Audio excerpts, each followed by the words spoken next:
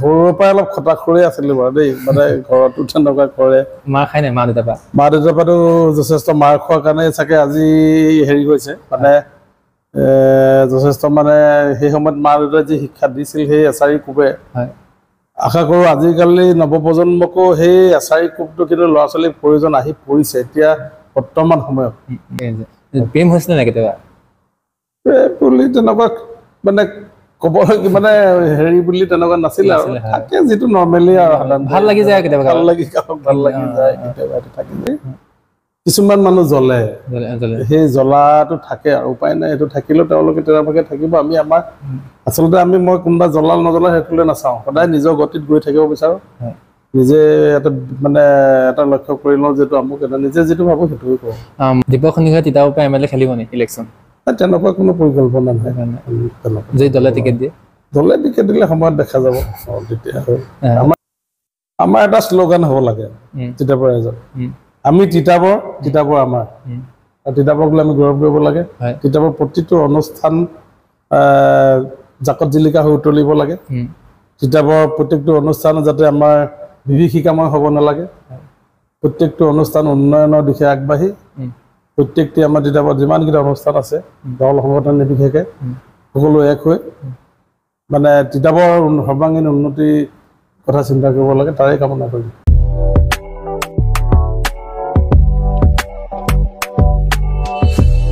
নমস্কাৰ বন্ধুসকল সকলোকে স্বাগতম জনাইছোঁ আমাৰ এই বিশেষ অনুষ্ঠানলৈ আজি মোৰ সৈতে কোন উপস্থিত আছে আপোনালোকে নিশ্চয় গম পাইছে আজি মোৰ লগত উপস্থিত আছে তিতাবৰ সমাজ জীৱনৰ লগত জড়িত এজন ব্যক্তি লগতে তেওঁ এজন তিতাবৰ ক্ৰীড়া সংগঠক আৰু তেওঁ তিতাবৰ বৰচৈকতা চাহ বাগিচাৰ পৰিচালক আমাৰ সকলোৱে শ্ৰদ্ধাৰ দীপক সন্দিকৈ দাদা আপোনাক এই আমাৰ অনুষ্ঠানত স্বাগতম জনাইছোঁ নমস্কাৰ জনাইছোঁ বাকী আমাৰ এই অনুষ্ঠানলৈ আমি আপোনাক লগত কথা পাতিবলৈ আজি সুযোগ পালোঁ তাৰ বাবে আপোনাক অশেষ ধন্যবাদ আমি সপ্তাহত এদিন তিতাবৰ সমাজ জীৱনৰ লগত জড়িত ব্যক্তিৰ সৈতে আমি কথোপকথন কৰোঁ তেওঁৰ জীৱনৰ সুখ দুখ ঘাত প্ৰতিঘাত আমি তেওঁৰ বিষয়ে আমি সকলো পাতোঁ আজি আপুনি আমাৰ অতিথি প্ৰথমতে আপোনাক আমাৰ প্ৰথমটো প্ৰশ্ন হৈছে যে বৰ্তমান জীৱন সংগ্ৰাম কেনেকুৱা চলি আছে সাজিদ তোমাক নমস্কাৰ জনাইছোঁ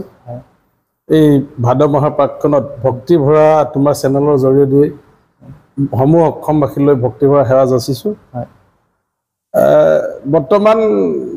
সমাজ জীৱনৰ লগত লাগি এতিয়া বৰ্তমান খুব সুখী অনুভৱ হৈ আছে আৰু খুব ভালেই গৈ আছে বুলি ক'ব পাৰি তাৰমানে ক'বলৈ জীৱন সংগ্ৰাম পৰা টিপটপ মুঠতে বেয়া বুলি কৈ কোনো লাভ নাই আমি বেয়াক ভাল কৰি টিপটপ থকাটো এটা মানে সদায় বিচাৰোঁ তাৰমানে দীপক দা তিতাবৰৰ প্ৰায় সংখ্যক লোকে ভাবে আপোনাৰ ঘৰ ৰঙাজান হয় আপোনাৰ স্থায়ী ঠিকনা ৰঙাজান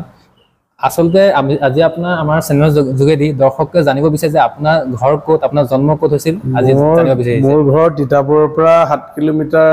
নিলগত তিতাবৰ টাউনৰ তিনিআলিৰ পৰা চেঙেলি চুক বুলি কয় আমাৰ ভিতৰুৱা এখন গাঁৱত জন্ম হৈছিলে আমি গাঁৱতে ডাঙৰ দীঘল হোৱা প্ৰথম আমি LP স্কুল আমাৰ গাঁৱৰে যিখন চিনিয়ৰ বেচিক স্কুল আছিল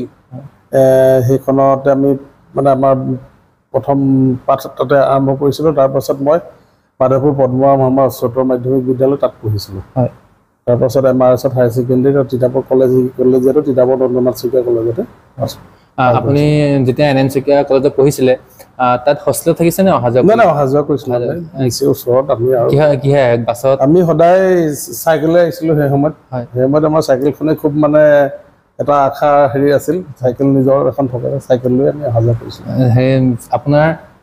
সেই তেতিয়াৰ দীপক সন্দিকৈ চাইকেল লৈ অহা চেঙেলি চুকৰ পৰা তিতাবৰ তিনিআলি গৈছোঁ তিনিআলিলৈ চাইকেল লৈ অহা দীপক সন্দিকৈ আজি বলেৰো এখন বা ডাঙৰ এখন 4-চকীয়া গাড়ীত অহা এজন দীপক সন্দিকৈ নিজকে তাত কি পাৰ্থক্য বিচাৰি পায় আপুনি পাৰ্থক্য তাত একো নাপাওঁ আমি চাইকেলত অহাটো সেই সময়ত তেনেকুৱা এটা পৰিৱেশ আছিল আচলতে পৰিৱেশৰ লগতে পৰিৱেশ খাপ খাইছে আৰু সেই টাইমত চাইকেল আছিল আজি ল'ৰাই কলেজলৈ বাইক লৈ আহে আমাৰ দিনত চাইকেলখনেই যথেষ্ট আছিল ঠিক তেনেকুৱাই ভাবি লওঁ আৰু বেলেগকৈ একো ভাবিবলৈ তাত নাপাওঁ মানে যদি আপোনাক মই সুধোঁ কলেজীয়া জীৱনৰ আপোনাৰ কিছু স্মৃতি কলেজীয়া মানে কাজিয়া কৰিছিলে নে কাজিয়া বুলি ক'লে আচলতে কি হয় সৰুৰ পৰা অলপ খটাখুৰি আছিলোঁ বাৰু দেই মানে ঘৰতো তেনেকুৱা কৰে মাৰ খাই নাই মা দেউতাৰ পৰাতো যথেষ্ট মাৰ খোৱাৰ কাৰণে চাগে আজি হেৰি হৈছে মানে যথেষ্ট মানে সেই সময়ত মা দেউতাই যি শিক্ষা দিছিল সেই এছাৰি কোবে আশা কৰোঁ আজিকালি নৱপ্ৰজন্মকো সেই এছাৰি কোবটো কিন্তু ল'ৰা ছোৱালীৰ প্ৰয়োজন আহি পৰিছে এতিয়া বৰ্তমান সময়ত সেইকাৰণে প্ৰত্যেক মানে মাক বাপেকক আমিও এতিয়া মাক বাপেক হৈছোঁ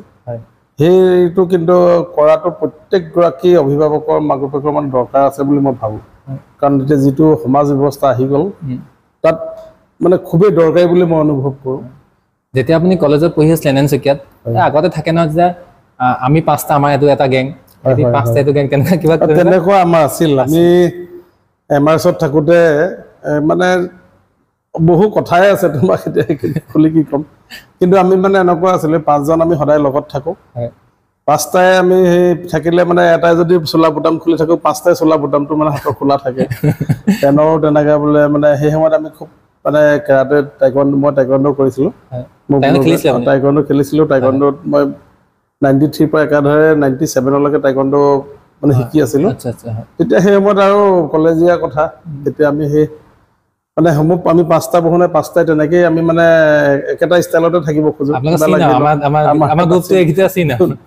এতিয়াও থাকি গ'ল তেওঁলোকৰ লগতে দোস্তিটো এতিয়াও আছে সকলো আছে সকলো মানে খুব ভালকে চলি আছে চলিব পাৰিছে চব নিজৰ নিজৰ কামত প্ৰতিষ্ঠিত চব নিজৰ নিজৰ কামত প্ৰতিষ্ঠিত দীপক দা আপোনাৰ এতিয়া বৰ্তমান চেঙেলিচুকত আপোনাৰ জন্ম আপোনাৰ বৰ্তমান ঘৰত কোন কোন আছে মোৰ ঘৰত দেউতা আমাৰ 15 চনত এক্সপায়াৰ হৈছে মা আছে দাদা ভাইটি বাইদেউ আৰু ভণ্টি আছিল বিয়া দিয়া হ'ল আৰু মোৰ পৰিয়ালত মোৰ ছোৱালী দুজনী আৰু মোৰ পৰিবাৰ ছোৱালী এইবাৰ 6 চেমত আমাৰ ডিচিবি গ'ল ডাঙৰে হ'ল বিয়া দিব পাৰিছে বাকী দীপক দা আপোনাৰ বিয়া ক'ব পাতিছিলে আপুনি মই বিয়া পাতিছিলোঁ সেই সময়ত তেওঁলোক আছিল চৰাইপানী বাগান বুলি কয় চৰাইপানী বাগানত আছিলে তাৰপাছত এতিয়া বৰ্তমান তিতাবৰ চাৰিআলিলৈ উঠি আহিলে লাভ মেৰেজ নহয় এৰেঞ্জ মেৰেজে হৈছে প্ৰেম হৈছিলে নাই কেতিয়াবা বুলি তেনেকুৱা মানে ক'ব মানে হেৰি বুলি তেনেকুৱা নাছিলে আৰু থাকে যিটো নৰ্মেলি আৰু ভাল লাগি যায় কেতিয়াবা ভাল লাগি যায় কেতিয়াবা থাকি যায় বাকী এতিয়া দীপক দা আহিছোঁ যে আপুনি এনেকৈ আপোনাৰ জাতীয়তাবাদী সংগঠনে হওক কিবা কৰিছিলে নি আগতে মইতো প্ৰথম শিক্ষাকালত আপোনাৰ আমি আছুত আছিলোঁ সাংগঠনিক সম্পাদক হিচাপে তিতাবৰ আঞ্চলিকৰ সাংগঠনিক সম্পাদক হিচাপে কাৰ্যনিৰ্বাহ কৰিছিলোঁ সেই সময়ত আমাৰ সভাপতি আছিল শ্ৰদ্ধাৰ প্ৰাক্তন মুখ্যমন্ত্ৰী সৰ্বানন্দ সোণোৱাল ডাঙৰীয়া আৰু সমজুল কুমাৰ ভট্টাচাৰ্য ডাঙৰীয়া সাধাৰণ সম্পাদক হিচাপে আছিল তেতিয়া আমি আছোঁ কৰা তাৰমানে আপুনি সৰ্বানন্দ সোণোৱাল যেতিয়া আপোনাৰ আছুত আছিলে আপুনি তেতিয়াৰ পৰা তেতিয়া আছোঁ আমাৰ তিতাবৰলৈ তেখেতলোক আহিছিলোঁ মিটিং হৈছে আৰু তেতিয়াৰ পৰা আপুনি সামাজিক জীৱনৰ লগত জড়িত হৈ পৰিলে নেকি মানে সামাজিক জীৱনত আচলতে ক'ব গ'লে আমি সৰুৰ পৰা মানে গাঁৱত ডাঙৰ হোৱাটো বহুত কষ্ট আমি দেখি পাই আহিছিলোঁ মানে আমি বহুত বেয়া দিনো পাৰ কৰিছিলোঁ তেতিয়াই সেই নিজৰ মানে অনুভৱটো থকাৰ কাৰণে কোনোবা এজন তেনেকুৱা মানুহক কিবা এটা কৰিবলৈ পাম বুলি তেনেকুৱা মানে ভাবিয়ে মানে তেওঁক সেইটো ফিল নাথাকক আমাৰ যিটো এটা হৈ গৈছিলে সেইটো নাথাকক বুলি ভাবি এনেকৈ কৰি থাকোঁতে এতিয়া দেখিছোঁ ৰাইজে বিচাৰে ৰাইজৰ মাজত গৈ ভাল লাগে ৰাইজে প্ৰত্যেকটো কামতে এতিয়া ৰাইজে বিচাৰে তিতাবৰ সমাজ জীৱনত বিচাৰে মানে মই নিজে বুলি কথা নাই তেওঁলোকে ৰাইজে নিজেই নাজানো আৰু কেনেকৈ বিক্ৰী হ'ল কিন্তু প্ৰত্যেকখন বিহু কমিটিয়ে কওক কিবা এখন ক'ৰবাত ক্ৰিকেট খেলেই হওক ফুটবলেই হওক কাৰাটেই হওক কিবা ভাওনা এখনেই হওক আপোনাৰ নাটেই হওক থিয়েটাৰেই হওক প্ৰত্যেকটো অনুষ্ঠানে কিন্তু মোক বিচাৰে আৰু লগো দিওঁ যাওঁ তেনেকৈ যেতিয়া আপুনি সমাজৰ হৈ কিবা এটা কাম কৰিবলৈ যায় তেতিয়া কেতিয়াবা আপুনি প্ৰতাৰণা বুলি হয় নেকি কেতিয়াবা বা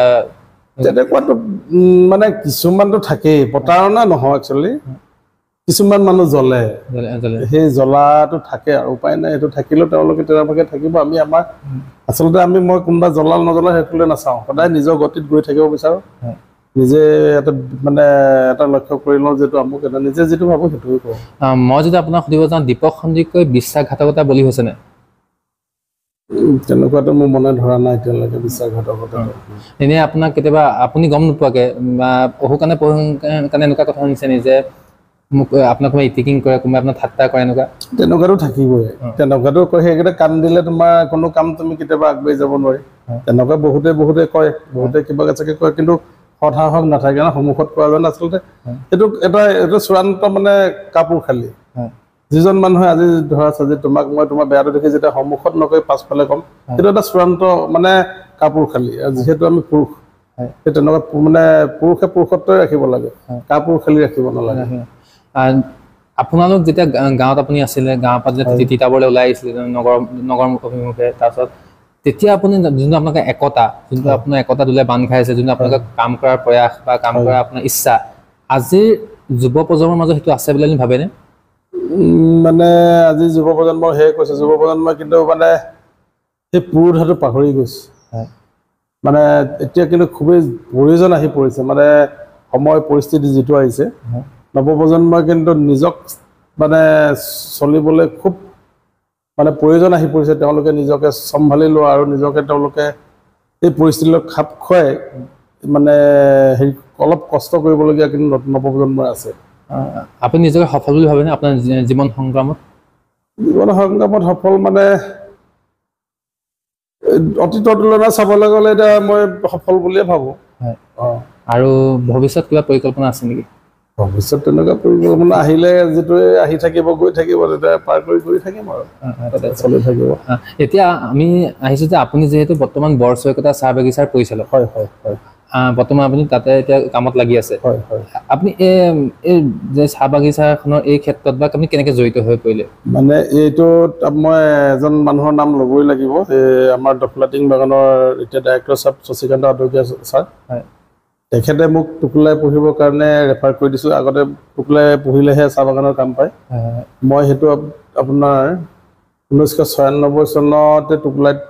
এইটো কোৰ্চটো লৈছিলোঁ, 96। তাৰপাছত তাৰপৰা ওলাই মই দফলাটিঙৰ আণ্ডাৰতে 5 বছৰ চাকৰি কৰি 1997 চনত 23 মাৰ্চতে মই চাকৰি জীৱন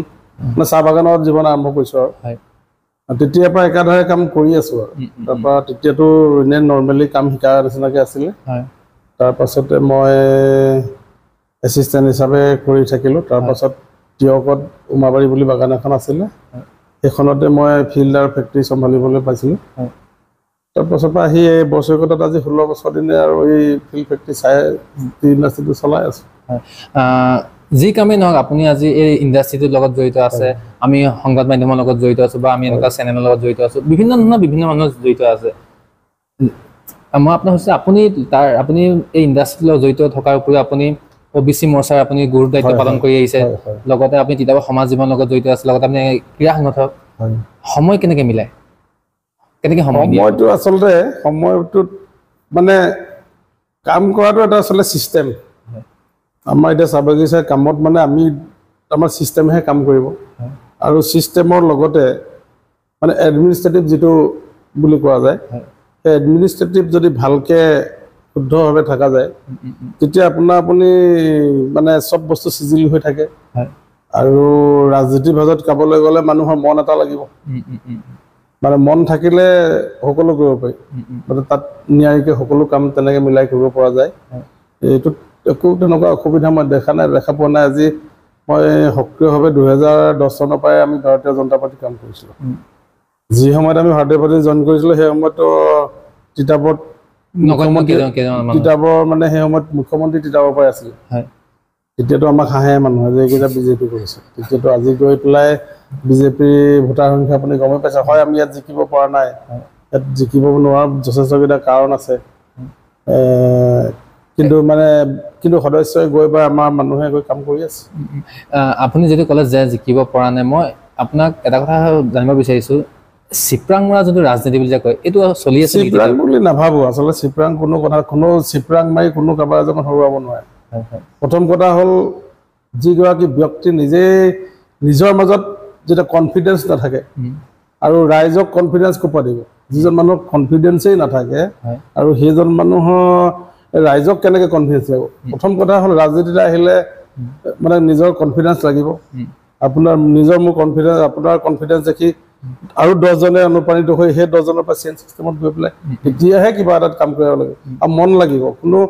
নিজৰ মানে মনত স্বাৰ্থ থাকি ৰাজনীতি কৰিবলৈ অহাৰ কোনো মানে ফলপ্ৰসূ এতিয়ালৈকে দেখা নাই। আপুনি যিহেতু আমি গ্ৰাছ লেভেলৰ পৰা আপুনি কাম কৰি আহিছে, আপুনি সক্ৰিয় কৰ্মীও আছিলে, বৰ্তমানো আছে। নতুনকৈ যে উঠি আহিছে যিসকল যুৱ প্ৰজন্ম, তেওঁলোকে কাম কৰিব বিচাৰিছে, ভাৰতীয় জনতা পাৰ্টীয়ে হওক বা বিভিন্ন ৰাজনীতি দলক, তেওঁলোকক আপুনি কি ক'ব বিচাৰে? তেওঁলোককতো ক'ম, আজিৰ যুগত মানে এতিয়া দেখিছা যে 2014 চনৰ আমাৰ যেতিয়া লোকসভাৰ চৰকাৰ হৈছিল চেণ্ট্ৰেলত তাৰ পাছৰ পৰা আৰু তাৰ আগৰ 10 বছৰ চালে প্ৰত্যেকেই বুজি পাব যে আকাশ পাতাল যিটো ডিফাৰেঞ্চ আছে তাত যেতিয়া মানে আজি নৱপ্ৰজন্মক কম যে এটা বস্তু চাই ল'ব লাগে যে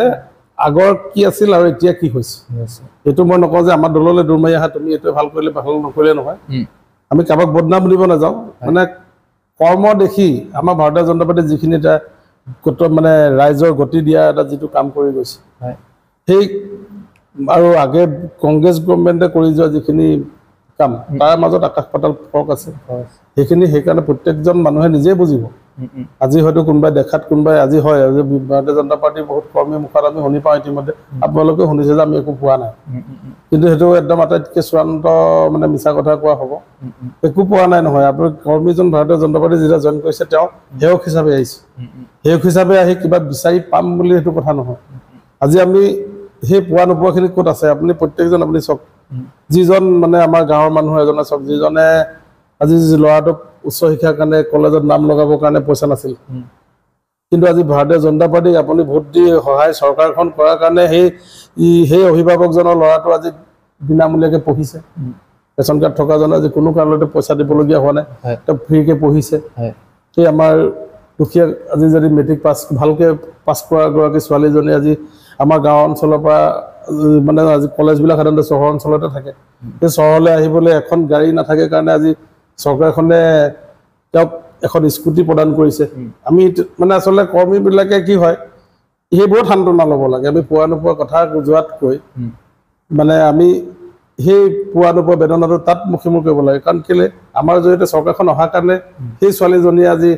আৰামত আহি পেলাই এই স্কুটিখন পোৱাৰ কাৰণে কলেজত পঢ়ি ধুনীয়াকৈ ঘৰলৈ যাব পাৰিছে স্কুলখনৰ জৰিয়তে মাককো লৈ কেতিয়াবা হয়তো এনেকুৱা আছে বহুত মাক বাপেক দেখিছোঁ গাঁৱত আমি স্কুটিখনত উঠি নোপোৱা মাক বাপেকো আছে আজি ছোৱালীজনীয়ে পাছ কৰা স্কুটিখন পোৱাৰ পাছত তেওঁ দেউতাকেও হওক বা মাককো তেওঁ উঠাই অকণমান আপাকৰ মৰমৰ ঘৰ মানে আনায়কৰ ঘৰলৈকে যাব পাৰিছে বা ককা আইতাকৰ ঘৰলৈ যাব পৰা এটা পৰিৱেশ আহিছে সেইটো বিজেপি চৰকাৰখনেহে দিছে অবিচি মৰ্চাত আপুনি কাম কৰি সুখী নে বাস্তৱত সুখী আজি দুটা মই ৰাজ্যিক সম্পাদক হিচাপে কাৰ্যনিৰ্বাহ কৰি আছোঁ আমাৰ কামতো ভাল আছে কাৰণে দুবাৰ ৰাখিছে যিদিনাই আমি কামৰ সময় দিব নোৱাৰিম বা কাম কৰিব নোৱাৰিম সেইদিনাই আমাৰ কটৰাই দিব অকল অবিচি মৰ্চাত থাকিম বুলি ভাবিছেনে নে বেলেগ ডাঙৰ আচলতে ক'ৰবাত মৰ্চাত থকা বা হেৰিত থকা কথা নহয় আমাৰ মন সদায় মানৱ সেৱা আমি সেৱক হিচাপে আহিছোঁ দেশ সেৱা কৰিবৰ কাৰণে আহিছোঁ মানে ৰাইজৰ সহায় সহযোগিতা কৰিবৰ কাৰণে আহিছোঁ তাত আপুনি মেম্বাৰ আছে এনাফ আজি মই ভাব নাপালেও আমি ৰাইজৰ কামত লয়ৰ লগত থাকিমেই আৰু কৰি যাম ভাবৰ লগত কোনো কথা ভাব এটা হৈ গৈছে চিষ্টেম আজি আমি দূৰলৈ থকাৰ কাৰণে আজি আমাক বৰ্ডখনত দিছিলে বৰ্ডৰ অধ্যক্ষ হিচাপেও ৰাখিছিলে মানে উপাধ্যক্ষ হিচাপেও দিছিলে আমাৰ ডেভেলপমেণ্ট বৰ্ডত তেনেকৈ নিজে পৰ্যায়ক্ৰমে নিজে হৈ যাব এইটো মানে নিজৰ কৰ্মত থাকিব লাগে যিহেতু আপোনাক অবিচি মৰ্চা উপাধ্যক্ষ হিচাপে দায়িত্ব দিছিলে আপুনি কাম কৰি গৈছিলে বৰ্তমানো কৰি আছে কিন্তু আপুনি ভাবেনে যে আপোনাৰ কাৰ্যকালত আপুনি সকলোকে সমান দৃষ্টিৰে চাই সকলোকে সমান দৃষ্টিৰে চোৱাটো যায় কিন্তু মানে এনেকুৱা আছে সমান দৃষ্টিৰে চাই কৰি যোৱা হয় কিন্তু তাৰ মাজতো কি থাকে অলপ দুই এটা মানে আচলতে আমাৰ যিটো এৰিয়া আজি তিতাবৰ বৰহুলা পৰা গৈ চেলেঙলৈকে পৰে তিতাবৰ মহকুমা যিটো এৰিয়া সেইটো এৰিয়াত আমাৰ যি কেইপদ সম্পদ আহে সেই সম্পদে মানে ফুলফিল নহয়গৈ তেনেকুৱাত যথেষ্ট ক'ৰবাত থাকি যায় কিন্তু যিমান পাৰোঁ তেতিয়া দিবলৈ কিন্তু চোৱা যায় কাম কৰিবলগীয়া এতিয়া বহুত আছে চাগে আছে যথেষ্ট কাম কৰিবলগীয়া আছে আমাৰ তিতাবৰখনে দেখিছে কিমান কৰিবলগীয়া আছে বৰ্তমান আগৰ তিতাবৰ আৰু আজিৰ তিতাবৰ মাজত আপুনি কিবা ডিফাৰেঞ্চ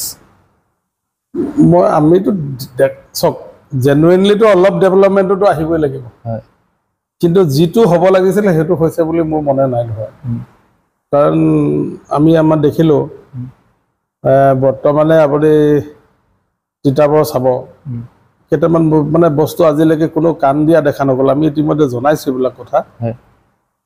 তিতাবৰতে আমাৰ চেৰিকালচাৰ ইউনিভাৰ্চিটিখন আছিলে আপুনি হয়তো জানে এটা ডিষ্ট্ৰিক্টতে এগ্ৰিকালচাৰ ইউনিভাৰ্চিটিখন আছিলে এটা আমি যেতিয়া কলেজত পঢ়ি আছিলোঁ তেতিয়া দেখিছিলোঁ যে আমাৰ তিতাবৰত গধূলি সময়ত সেই বাহিৰৰ ৰাজ্যৰ পৰা বাহিৰৰ ৰাজ্যৰ ল'ৰা ছোৱালী আহি আমাৰ এইখনত পঢ়ি পেলাই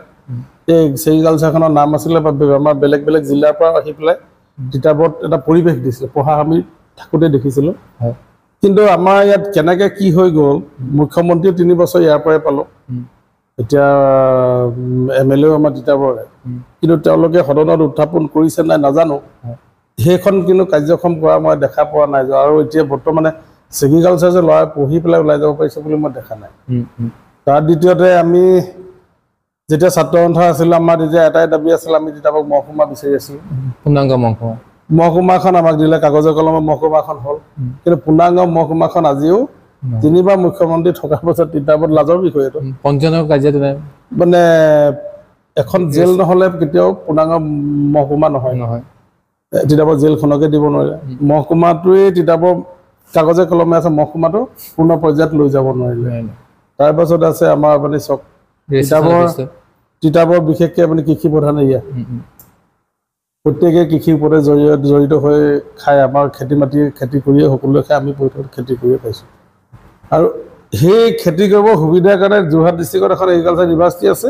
আৰু তিতাবৰত এখন ৰিজিয়নেল ৰিচাৰ্চ চেণ্টাৰ পেডি আছে আৰু সেই পেডি এৰিয়াটো 400 বিঘা মাটি আবৃত হৈ আছে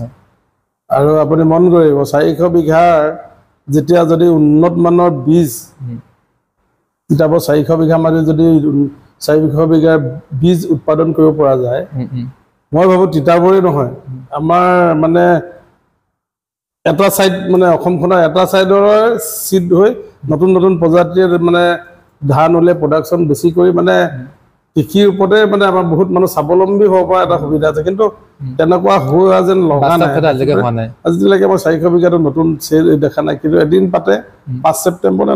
5 নৱেম্বৰতে কৃষক দিৱস এটা পাতি যোৱা যায় কিন্তু কৃষক দিৱসটো বাহিৰৰ পৰাহে বস্তু আহে কিন্তু ইয়াত মই দুবাৰ তিনিবাৰ গৈছো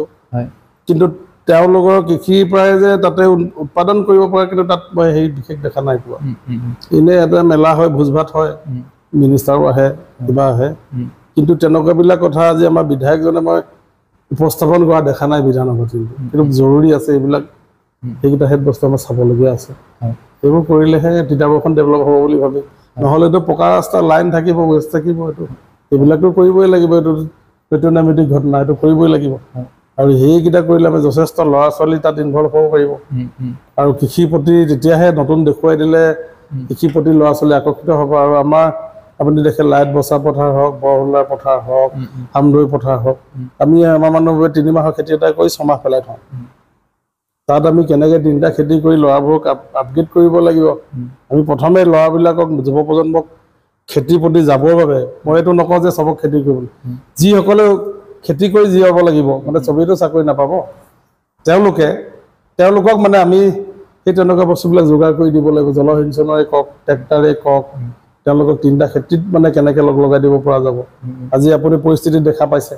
আজি আমাৰ উজনি নামনি যি কাজিয়া লাগিবলৈ আহি আছে তাত আপুনি চক এছামে কৈছে কালি মাছ নপঠিয়াওঁ এছামে কৈছে কি আমি চব্জি নিকিনো আচলতে তেনেকুৱাবিলাক কথাৰে আমাৰ অসমখন মানে এই এটা সম্প্ৰীতি এনাজৰি যিটো আছে সেইটো জীয়াই নাথাকিব সেইটো ক'বলৈ নোৱাৰাকৈ আমি যদি নিজৰ খেতিতে কৰিবলৈ শিকি যাওঁ আমি যুৱপ্ৰজন্মক তেতিয়া কোনো কাকো ক'বলৈ নাথাকে নিজৰ বাৰীডৰাতে কিচেন গাৰ্ডেনখনৰ যদি আমি নিজৰ খেতিৰ কাৰণে নিজৰ খাবলৈ কৰি লওঁ তেতিয়াতো আমি কিনি অনা কোনো প্ৰয়োজনেই নাথাকে নহয় জানো বাৰু সেইকাৰণে তেনেকুৱাবিলাক কথা আচলতে আমি প্ৰত্যেকজন ৰাজনীতি কৰা মানুহে বুজিব লাগে আৰু যিসকলে উচ্চ আসনত বহি আছে তেওঁলোকে এই কথাবিলাক বন দিয়াটো আমি বিচাৰো যে তিতাবৰীয়া নাগৰিক হিচাপে যেহেতু আপুনি তিতাবৰৰ সমাজ জীৱনৰ লগতো জড়িত আছে লগত তিতাবৰ ৰাজনৈতিকভাৱে আপুনি ওতঃপ্ৰোতভাৱে জড়িত আছে এজন তিতাবৰীয়া হিচাপে ৰাজনৈতিক ফালৰ পৰা চাবলৈ যাওঁ আপুনি তিতাবৰৰ ৰাজনৈতিক ভৱিষ্যত কি দেখিছে ৰাজনৈতিক ভৱিষ্যত মানে ৰাজনীতি চক এনেকুৱা বস্তু উত্থান পতন থাকে সেইকাৰণে পৰ্যায়ক্ৰমে সেইটো আৰু আপোনাৰ এতিয়া মই কৈ দিয়াত অসুবিধা হ'ব মানে ৰাজনীতিটো থাকিবই ৰাজনীতি থাকিবই কি দেখিছোঁ এতিয়া মই ক'বলৈ যে আমিতো আশা কৰিম যে কেনেকৈ আমাৰ নিজৰ চৰকাৰী পক্ষক আমি কেনেকৈ আমাৰ নিজৰ এজন মই আপোনাক সেইটো কথা কওঁ তাৰমানে ধৰক আপুনি ভাৰতীয় জনতা পাৰ্টি আছে ধৰি লওক আপুনি ভাৰতীয় জনতা পাৰ্টি এজন বিধায়ক হোৱাটো বিচাৰিব কোনোবা এজন কংগ্ৰেছত আছে তেওঁ কংগ্ৰেছত থকাটো বিচাৰিব কোনোবা এজন ৰাইজৰ দলত আছে ৰাইজৰ দলত থকাটো বিচাৰিব মোৰ প্ৰশ্নটো হৈছে যোনে নাথাকক আমাৰ তাত সেইটো কথা নহয় কিন্তু আমাক হ'লে তিতাবৰ উন্নয়ন লাগে বৰ্তমানৰ বিধায়কগৰাকী বাদ দি তিতাবৰত আৰু তেনেকুৱা ব্যক্তি ওলাব বুলি আপুনি ভাবেনে তিতাবৰীয়া হিচাপে কাম কৰিব পৰা নহয় মানে এইটো চব মানুহ নোলোৱা কোনো কথাই নাথাকে যে আমাৰ ইয়াতে নৱপ্ৰজন্ম যথেষ্ট আহিছে ৰাজনৈতিকভাৱে অভিজ্ঞ বহুত আমাৰ মানুহ ইয়াত আছে নিশ্চয়কৈ দায়িত্ব পালে নিশ্চয় প্ৰতিজন নাগৰিকে কৰিব পৰা সামৰ্থ আছে প্ৰত্যেকজন নাগৰিকে এইটো কৰিব পাৰিব যেতিয়া এটা নিজে পাব মানে দায়িত্ব পালে কৰিব প্ৰত্যেকজন ব্যক্তিয়ে পাৰিব দীপক সন্দিকৈ তিতাবৰ পৰা এমএলএ খেলিব নি ইলেকশ্যন তেনেকুৱা কোনো পৰিকল্পনা নাই যদি দলে টিকেট দিয়ে দলে টিকেট দিলে সময়ত দেখা যাব তেতিয়া আমাৰ কিন্তু এটাই থাকিব আমি দল কিবা পাম নাপাম কিন্তু আমি তিতাবৰ সমাজ জীৱনৰ কাৰণে সদায় মাত মাতি যাম কৰি যাম আৰু সৰ্বাংগীন তিতাবৰ উন্নয়নেৰে বিচাৰি থাকিম সদায় বিচাৰিম আৰু শেষত আপোনালোকে আমাৰ এই অনুষ্ঠানৰ যোগেদি তিতাবৰ এজন সচেতন সমাজকৰ্মী হিচাপে তিতাবৰ এজন সন্তান হিচাপে কি ক'ব বিচাৰে তিতাবৰ ৰাইজক আমাৰ এটা শ্লোগান হ'ব লাগে তিতাবৰ ৰাইজক আমি তিতাবৰ তিতাবৰ আমাৰ তিতাবৰক লৈ আমি গৌৰৱ কৰিব লাগে তিতাবৰ প্ৰতিটো অনুষ্ঠান জাকত জিলিকা হৈ উতলিব লাগে তিতাবৰ প্ৰত্যেকটো অনুষ্ঠান যাতে আমাৰ বিভীষিকাময় হ'ব নালাগে প্ৰত্যেকটো অনুষ্ঠান উন্নয়নৰ দিশে আগবাঢ়ি প্ৰত্যেকটি আমাৰ তিতাবৰ যিমানকেইটা অনুষ্ঠান আছে দল সংগঠন নিৰ্বিশেষে সকলো এক হৈ মানে তিতাবৰ সৰ্বাংগীন উন্নতিৰ কথা চিন্তা কৰিব লাগে তাৰে কামনা কৰিম বাকী বহুত বহুত ধন্যবাদ আপুনি বহুত মূল্যৱান সময় আমাক দিলে বাকী দৰ্শকসকল এয়া আছিল